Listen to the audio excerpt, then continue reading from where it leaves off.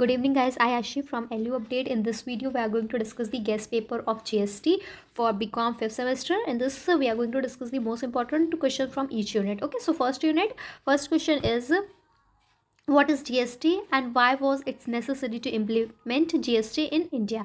Okay, ये अगर question आपका 8 मार्क्स में आता है तो आपको कैसे इसको कैसे आंसर इसका फॉर्मेशन करना है। तो देखिए, पहले आपसे पूछा गया है कि जीएसटी क्या होती है। तो पहले तो आपको बताना होगा जीएसटी का मतलब क्या है। GST stand for the goods and service tax होता है।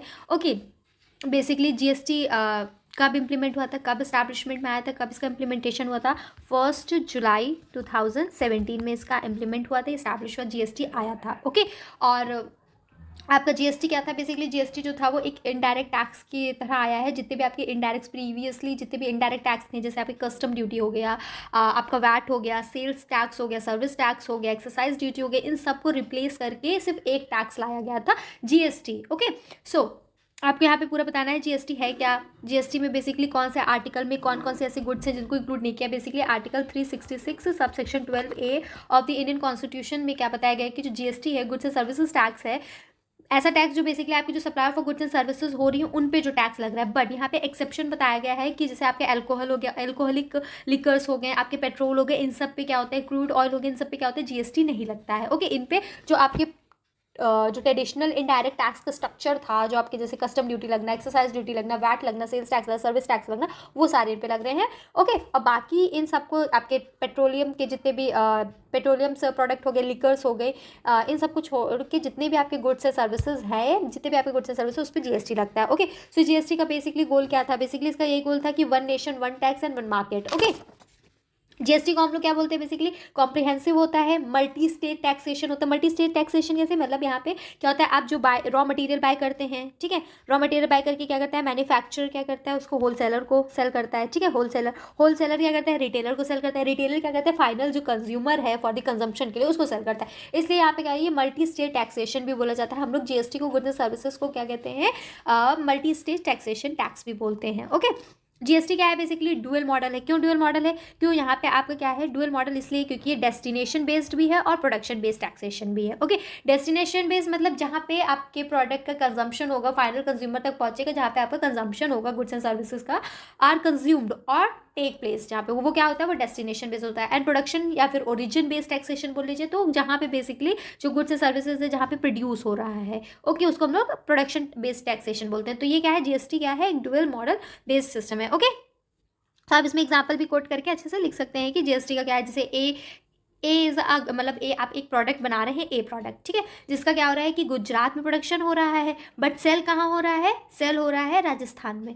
तो क्या होगा, ये प्रोडक्शन जो हुआ वो गुजरात में हुआ, मतलब प्रोडक्शन बेस्ड टैक्सेशन जो गुजरात में, और जहाँ फाइनल कंजम्पशन होगा डेस्टिनेशन बेस्ड टैक्सेशन होगा। ओके, सो दो है आपके इसमें एग्जाम्पल पे आप कोट कर सकते हैं। ओके, नेक्स्ट है आपका क्वेश्चन है, what is SGST, CGST, IGST and यूजीएसटी होता है। ठीक है, तो आपको इन सब के तो पहले नाम पता, इनके फुल फॉर्म पता होना चाहिए कि ये क्या होते हैं। ठीक है, देखिए बेसिकली आपको जो जीएसटी का टैक्स का स्ट्रक्चर है वो आपका दो पे है, एक इंट्रा है, इंट्रा स्टेट मूवमेंट होता है, और एक इंटर स्टेट मूवमेंट होता है। इंट्रा मतलब विद इन दी स्टेट, जो हम लोग क्या कर रहे हैं, जो हमारा सप्लाई हो रहा है goods and service with in the state अगर हो रहा है तो वो इंट्रा होता है। और इंटर मतलब जो आपका जो भी मूवमेंट हो रहा है गुड्स एंड सर्विसेज का, जो सप्लाई हो रही है वो आउटसाइड दी स्टेट हो रही है, तो वो क्या कहलाती है, इंटर स्टेट कहलाती है। ओके, इंट्रा स्टेट जो है वो दो में डिवाइडेड आके सीजीएसटी और एसजीएसटी। ठीक है, सीजीएसटी मतलब क्या होता है, full form central goods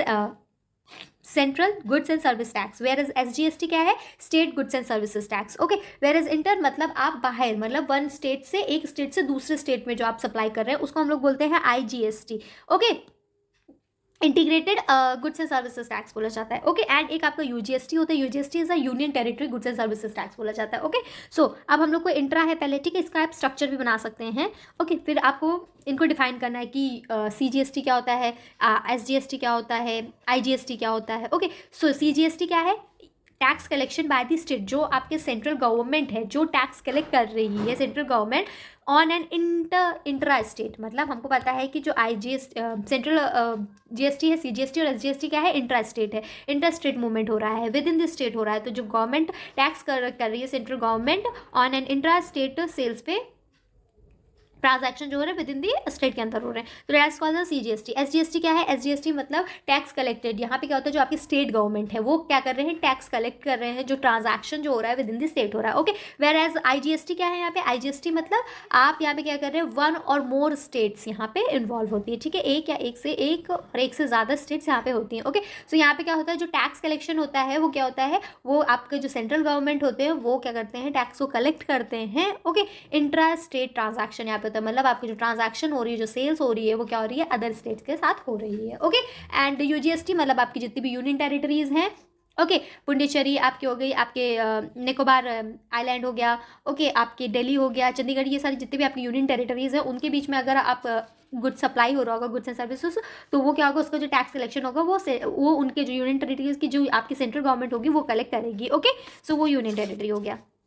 okay, next आपका है what are the different rate of a GST. जो आपके different rates of the GST के हैं वो आपको यहाँ पे एक्सप्लेन करना है। And multi tax which has been removed after GST. Okay, so यहाँ पे हमने बताया मल्टी स्टेज, पहले आपके इनडायरेक्ट टैक्सेस थे, जीएसटी इनडायरेक्ट टैक्सेस है, ठीक है, एक इनडायरेक्ट टैक्सेस है जो बेसिकली इनडायरेक्ट टैक्स क्या होता है, पहले तो ये बता दीजिएगा। इनडायरेक्ट टैक्स मतलब जिसका बर्डन जो होता है वो क्या करता है, जिसके ऊपर पड़ता है वो शिफ्ट कर देता है टू दी अदर पर्सन के ऊपर, ठीक है, वो क्या कर रहा है, उसके ऊपर है बर्डन उसका है लेकिन वो शिफ्ट कर दे रहा है टू दी अदर पर्सन के ऊपर, ठीक है, इनडायरेक्ट टैक्स होता है। ठीक है, जो आपके इनडायरेक्ट डिफरेंट इनडायरेक्ट टैक्सेस पहले थे आपके, जैसे सर्विस टैक्स हो गया, एक्सरसाइज ड्यूटी हो गया, कस्टम ड्यूटी हो गया, सेल्स हो गया, वैट हो गया, ये सारे क्या हैं, ये आपके मल्टी स्टेज जो कि रिमूव कर दिए गए हैं और उनकी जगह क्या लाया गया है, एक टैक्स लाया गया है, that is called as a GST, goods and services tax. Okay, उसके बाद आपका नेक्स्ट क्वेश्चन है, third question, what do you mean by the supply. यहाँ पे आपको क्या है कि सप्लाई क्या होती है, what is the time of supply and when it is taxable, explain the effect of a change in the rate of the tax on the time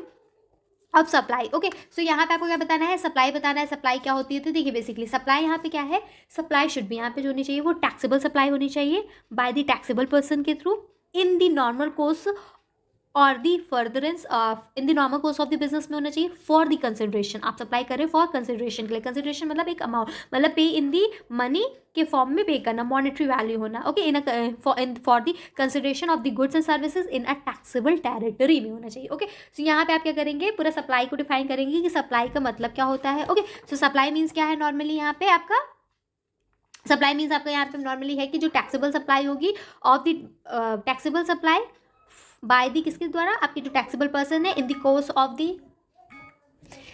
of the business for the consideration, किसके लिए, consideration के लिए of the goods and services by the taxable person. Okay, so ये आप इस तरह से आप इसको दिखा सकते हैं, मतलब क्या है सप्लाई की, आप इस तरह से डेफिनेशन लिख सकते हैं कि सप्लाई क्या है, यहाँ पे टैक्सेबल सप्लाई होती है बाय टैक्सेबल पर्सन के through in the normal course of a business में होता है। ओके, फॉर कंसिडरेशन होता है, okay, goods on a goods and services होता है, और इन एक और आप ऐसे बनाएंगे इन दी टैक्सेबल टेरिटरी में। ओके, इस तरह के फॉर्म में आप दिखा सकते हैं सप्लाई की डेफिनेशन। ओके, सो आपको यहाँ पे बताना, उसके बाद आपको बताना है कि टैक्स सप्लाई टैक्सेबल क्या होती है। सप्लाई टैक्सेबल आप बता देंगे कि सप्लाई टैक्सेबल मीन्स क्या होता है कि supply of goods and services और बोथ, चाहे आप गुड को करें या सर्विसेज करोगे या फिर दोनों को करें, which is chargeable to the goods and services tax under the GST act के अंदर जो आता है। ओके, यहाँ पे बेसिकली सप्लाई जो है, यहाँ पे जो सप्लाई टर्म यूज़ किया गया है वो बेसिकली आपका क्या कर रहा है, सारे जितने भी आपके supply of goods and services हैं उनको सबको कवर करता है, चाहे वो आपका सेल हो, चाहे वो ट्रांसफ़र हो, चाहे वो आपका बाटर एक्सचेंज हो, आपका लाइसेंस हो, रेंटल हो, लीज हो, डिस्पोजल हो, इस सबको क्या कर रहा है, आपका सप्लाई इंक्लूड करता है। ओके, नेक्स्ट आपका एक क्वेश्चन है, what is the value of a supply for living on GST, how the value could be determined if the consideration not Holi in the money. अगर क्या है कि आपको यहाँ पे क्या करना है, value of the okay, so value of a supply, पहले तो आपको बताना होगा कि कौन से एक्ट में सेक्शन में इसको डिफाइन किया गया। Okay, CGST central goods and services tax act 2017 section आपका 15 में क्या किया गया है, आपका वैल्यू ऑफ द सप्लाई को डिफाइन किया गया है। ओके, यहाँ पे आपकी ट्रांजैक्शन वैल्यू होती है। ट्रांजैक्शन वैल्यू मतलब जो आपकी यहाँ पे बेसिकली ट्रांजैक्शन वैल्यू जो होती है वो आपकी सप्लाई एंड रिसिपिएंट से नहीं रिलेटेड होती है। यहाँ पे जो भी आपकी वैल्यू ली जाती है, प्राइस जो होता है यहाँ पे वो सोल कंसिडरेशन यहाँ पे होता है। ओके, यहाँ पे आपके ट्रांजैक्शन जो आपकी वैल्यू है उसको कैलकुलेट करना बताया कि कौन कौन से आइटम है, कौन कौन से अमाउंट जो है यहाँ पे इंक्लूड होंगे। ओके, वो जो डिफाइन किया गया है वो सेक्शन 15 सबसेक्शन 2 में बेसिकली क्या किया गया है, डिफाइन किया गया है।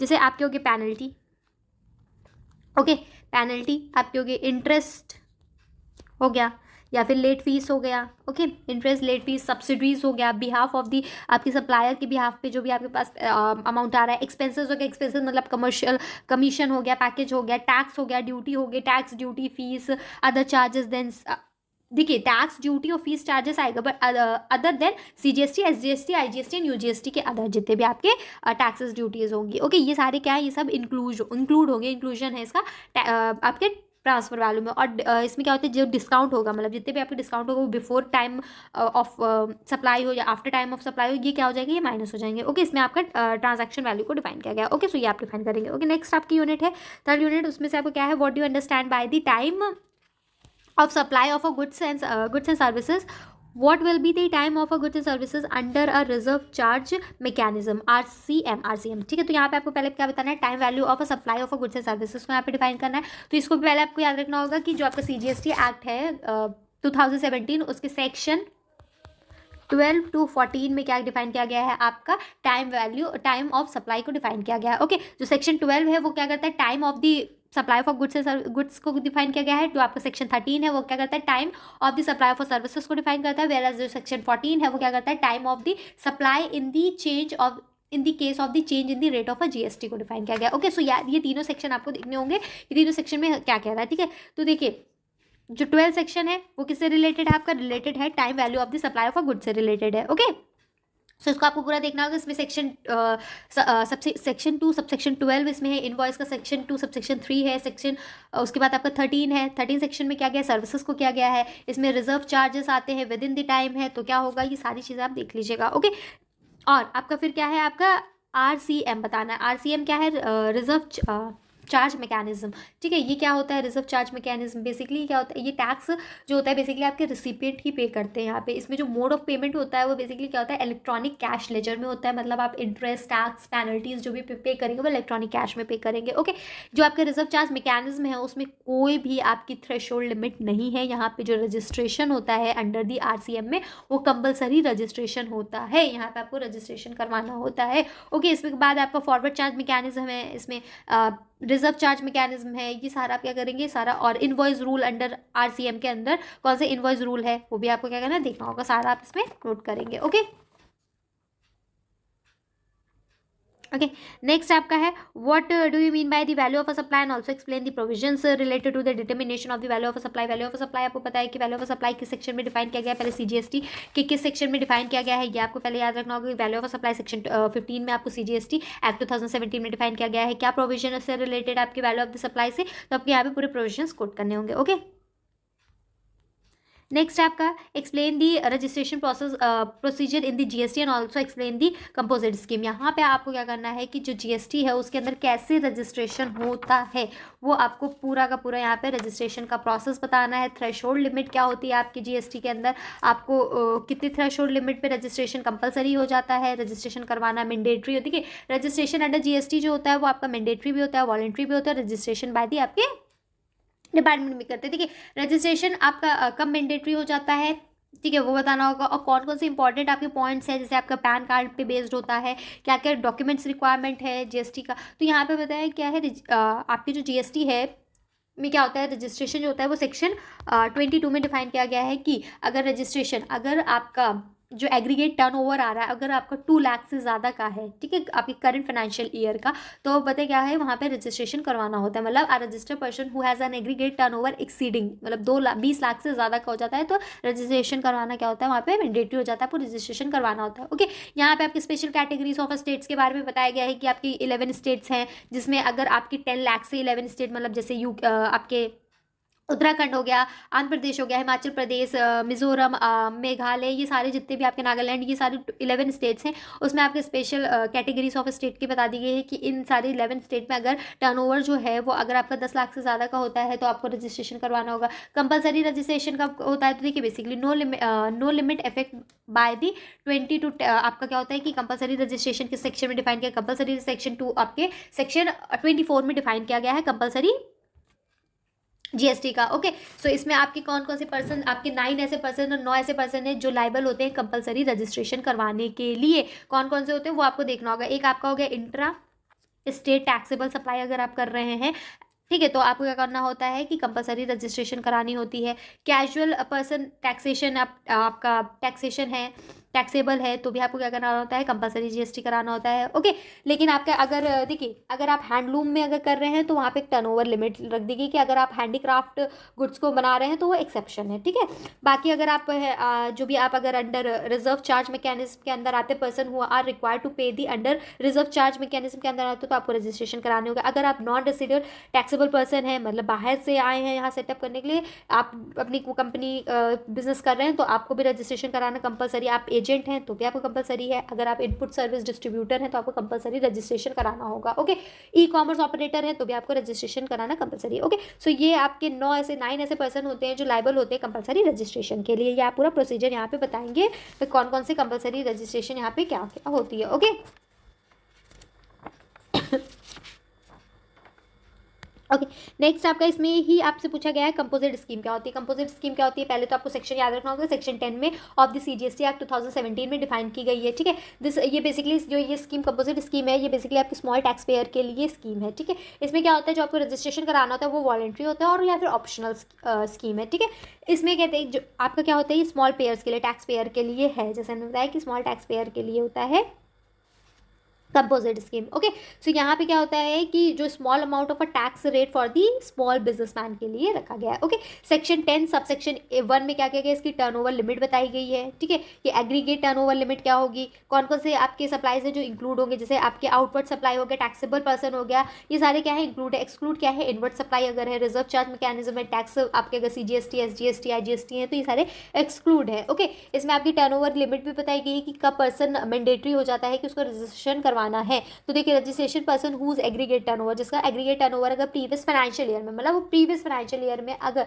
उसका लेस देन 1.5 करोड़ से कम का है तो रजिस्ट्रेशन मैंडेटरी नहीं है। ओके, अगर इससे ज़्यादा का है तो आपको रजिस्ट्रेशन कराना पड़ता है, अब वो पर्सन रजिस्ट्रेशन कराने के लिए लाइबल हो जाता है। ओके, इसमें आपके रेट भी दिए गए हैं जो आपके rate of a composite scheme में बताए गए हैं। जैसे आपके मैन्युफैक्चर हैं, जैसे मैन्युफैक्चर गुड्स हैं, लेकिन इसमें एक्सक्लूड कर दिया गया है आइसक्रीम, पान मसाला और टबैको को एक्सक्लूड करके बताया गया है। 1% लगता है टैक्स रेट इसमें, और जो आपका सीजीएसटी को मिलता है वो आधा आधा हो जाता है, मतलब 0.5 सीजीएसटी को, एसजीएसटी को 0.5 मिलता है। अगर आप सप्लाई फॉर गुड्स कर रहे हैं या सर्विसेज कर रहे हैं, रेस्टोरेंट ओनली, जो रेस्टोरेंट से रिलेटेड, तो आपको 5% लगता है। ठीक है, आप अगर ट्रेडर्स हैं तो आपका गुड्स से सर्विसेज का सप्लाई कर रहे ट्रेडर है तो 1% का जीएसटी वो क्या लगता है, कंपोजिट स्कीम में रेट लगता है 1% का। ओके, सो आप ये देखेंगे पूरा।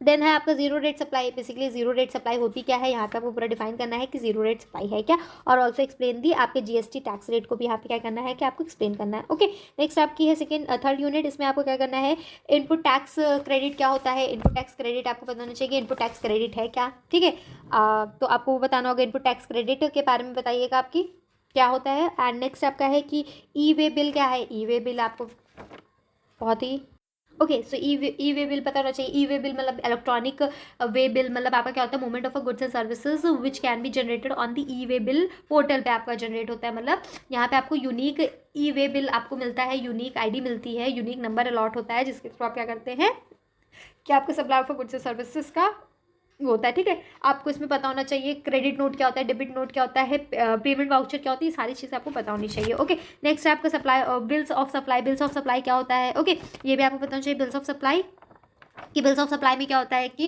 व्हेन अ रजिस्टर, जो आपके रजिस्टर्ड टैक्सेबल पर्सन है, supply non taxable goods and services, जैसे आपकी जो non taxable goods and services है अगर उसको सप्लाई करता है, such as an exempted goods and services paid under the composite scheme के अंदर जो होता है। ठीक है, वो क्या होता है, सप्लाई बिल्स ऑफ सप्लाई आता है। ओके, सो आपको डिफाइन करना है। एंड देन आपको HSN कोड और SAC कोड पता होना चाहिए। HSN कोड का फुल फॉर्म क्या होता है, harmonise system of new clutch. ठीक है, इसमें कितने डिजिट के कोड होता है, 8 डिजिट कोड होता है। ये कोड किसके लिए होता है, फॉर द गुड्स के लिए होता है आपका कोड। और उसके बाद SAC क्या है, SAC सर्विस अकाउंटिंग कोड है। सर्विस अकाउंटिंग कोड क्या होता है, ये कोड जो है बेसिकली आपको सर्विसेज के लिए है। ओके, कितने नंबर का आपका 6 to 8 डिजिट का कोड ही होता है। ओके, ये आपको पता होना चाहिए दोनों के फुल फॉर्म। ओके, नेक्स्ट आपका है फोर्थ यूनिट में क्या है, आपको बताना what is return and its purpose and importance, और also explain the different types of return. जितने भी आपके रिटर्न है, रिटर्न क्या होते हैं आपका इसमें। रिटर्न जो होता है GST goods and services return 1 to 11 है, ठीक है। 1 में क्या होता है GST goods and services return 01 क्या कहता है रिटर्न ऑफ अ सेल्स कहलाता है। जीएसटी R3 भी क्या कहलाता है रिटर्न्स टू टैक्स पेबल होता है। जीएसटी रिटर्न 04 क्या कहलाता है कि आपका returns of a composite tax payer होता है। जीएसटी रेट 05 क्या कहलाता है, जीएसटी रेट 06 है आपका returns of the input service distributor. GST return 0.7, GST return 0.8, GST return 0.9, GST return 10 final return होता है, और 11 मतलब रिटर्न्स फॉर द यूएआईएन होल्डर्स के लिए होता है। ओके, सो ये सारे रिटर्न्स आपको पता होने चाहिए। ओके, नेक्स्ट आपका जीएसटी असेसमेंट क्या होता है। ओके, असेसमेंट अंदर जीएसटी के अंदर क्या होता है, यहाँ पे आपके टाइप्स ऑफ असेसमेंट भी है। ये सारे टाइप्स आप याद कर लीजिएगा कि आपका कौन कौन से टाइप्स हैं। ओके, सो पहले असेसमेंट जो अंडर जीएसटी है वो किस सेक्शन में डिफाइन किया गया ये पता होना चाहिए। Section 2 subsection 11 of the CGST act 2017 में डिफाइन किया गया।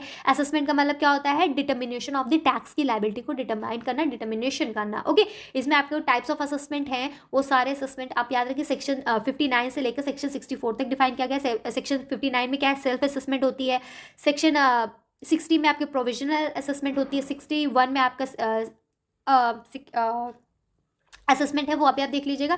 60 आपके सेक्शन 62 है, 63 है एंड 64 है, ठीक है। तो ये सारे जितने भी आपके टाइप्स ऑफ असेसमेंट में जो सेक्शन है वो सारे आप इसमें देख लीजिएगा। सब आप इसमें different types of assessment code करके आइएगा। ओके, नेक्स्ट आपका explain the procedure of a new regulation under the GST. New regulation under GST का उसका क्या प्रोसेस है, अमेंडमेंट और कैंसिलेशन ऑफ अ जीएसटी का कुछ अमेंडमेंट हुए हैं तो वो भी आपको न्यूली देखना होगा, न्यू रेगुलेशन अंडर जीएसटी में क्या है। ओके, नेक्स्ट आपका explain the concept of TDS and what do you understand by the refund of the tax. मतलब टीडीएस क्या है, यहाँ पे टीडीएस का पहले फुल फॉर्म बनना होगा tax deduction at source. Okay, ये किस सेक्शन में डिफाइन किया गया, सेक्शन 51 में आपको डिफाइन किया गया है। और टीडीएस और टीसीएस दोनों आपको पता होना चाहिए, ठीक है। टीडीएस मतलब क्या है आपका टैक्स डिडक्शन एट सोर्स, और टीसीएस क्या है tax collection at source. Okay, जो आपका टीडीएस है वो सेक्शन 51 में डिफाइन किया गया है, और टीसीएस जो है वो 52 में डिफाइन किया गया ऑफ द सीजीएसटी एक्ट में। ओके, सो ये आपको पता होना चाहिए कि टीडीएस क्या होता है और टीसीएस क्या होता है, इसकी क्या रेट है। टीडीएस का जो रेट होता है 2% ऑफ दी टीडीएस होता है। इसका